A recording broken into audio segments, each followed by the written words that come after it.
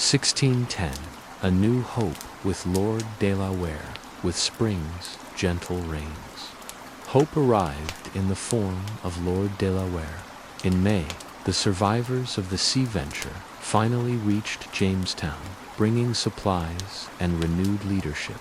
De la Ware's military discipline and steady hand rallied the settlers to rebuild. Walls were mended, fields were replanted, and relations with native peoples cautiously improved. The colony's fragile roots dug deeper into the American soil. Though challenges remained, a new chapter began, one of resilience and quiet determination, promising the slow birth of a nation. The wind whispered softly through the tall trees. Snowflakes drifted silently from a pale gray sky, falling onto frozen soil and bare wooden rooftops.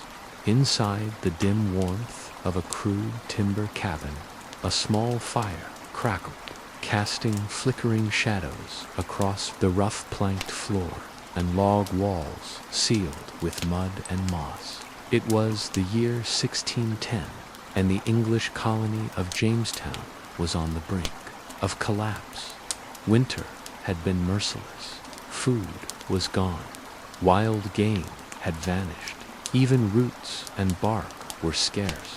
They called it the starving time. Out of more than 500 settlers who had lived there the year before, only about 60 remained gaunt, weak and haunted by hunger. The dead were buried without ceremony in shallow graves or hidden under floorboards to avoid provoking nearby native tribes. Even the rivers, once full of fish, were locked in ice. And yet, even in such darkness, the flame of survival flickered as the river thawed and spring returned to the Chesapeake Bay. 3 ships appeared on the horizon.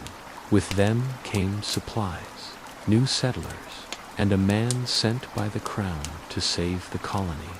Lord de la Ware, tall, firm, and dressed in fine wool and armor, de la Ware brought not just leadership, but military discipline.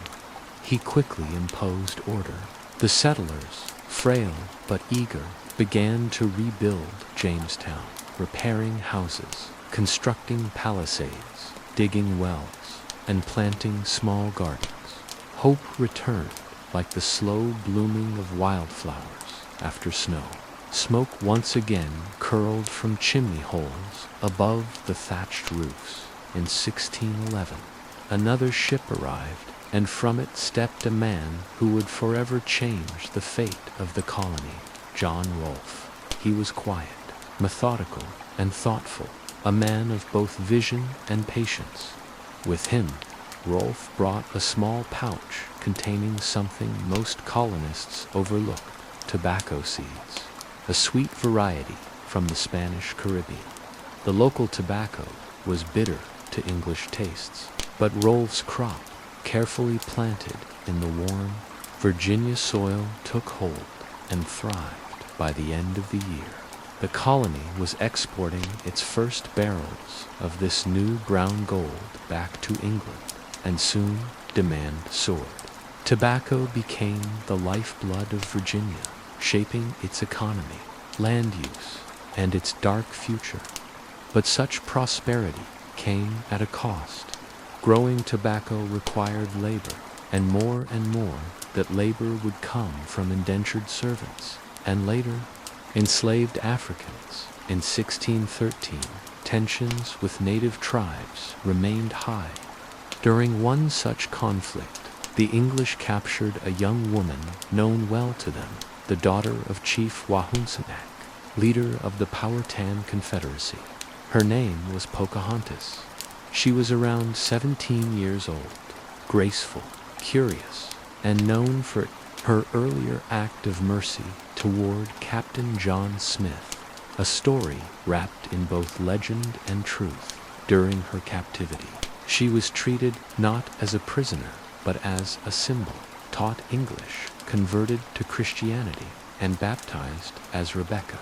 And in 1614, she married John Rolfe, Their union, both personal and political, brought about what became known as the Peace of Pocahontas, a rare time of calm between the English and the Powhatan people. By 1616, Rolfe took Pocahontas and their infant son to England. There she was presented to society as a Christianized native princess, elegant in English dress, her presence evoking awe and fascination among the nobility. She attended banquets, posed for portraits, and was even received by King James I, but Pocahontas, far from home, soon became ill. The cold, damp English climate and foreign illnesses overwhelmed her in March of 1617. Just as the family prepared to return to Virginia, Pocahontas died near the town of Gravesend. She was only around 21 years old. She was buried in a small churchyard, far from the rivers and forests of her youth. Her husband and son returned to America alone. Back in Virginia, the colony continued to grow. 1618 marked the death of Chief Wahunsanok, and leadership of the Powhatan Confederacy passed to his brother, Opatankano, a fierce warrior, less trusting of the English. That same year, England's Virginia Company created a new system called the head right. Any man who paid for someone's passage to the colony would receive 50 acres of land. It sparked a wave of migration. Young men, families, and adventurers crossed the Atlantic, hoping to claim land and build new lives. The forests began to shrink as more fields opened for tobacco, but with more land came more conflict and more need for labor. Then came 1619, a year of deep contrasts, one of both promise and shadow.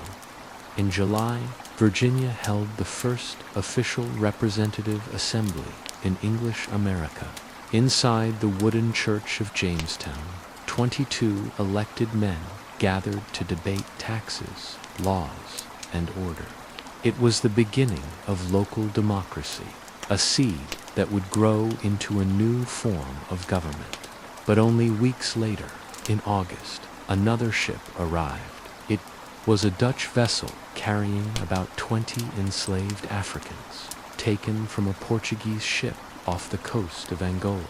They were traded for supplies, not indentured, not free, and sold into lives of forced labor.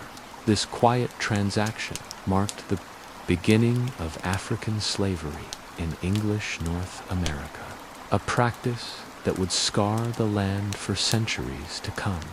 The paradox of the New World had begun. Liberty for some, bondage for others. Far to the north, across the wild Atlantic, a different group of settlers prepared to sail. These were the Pilgrims, English separatists seeking religious freedom. In September 1620, they boarded a small ship called the Mayflower and set sail for Virginia.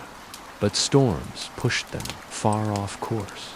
After a brutal crossing, cold and weary, they landed not in the south, but on the rocky shores of what is now Massachusetts. There, they created the Plymouth Colony before even stepping off the ship.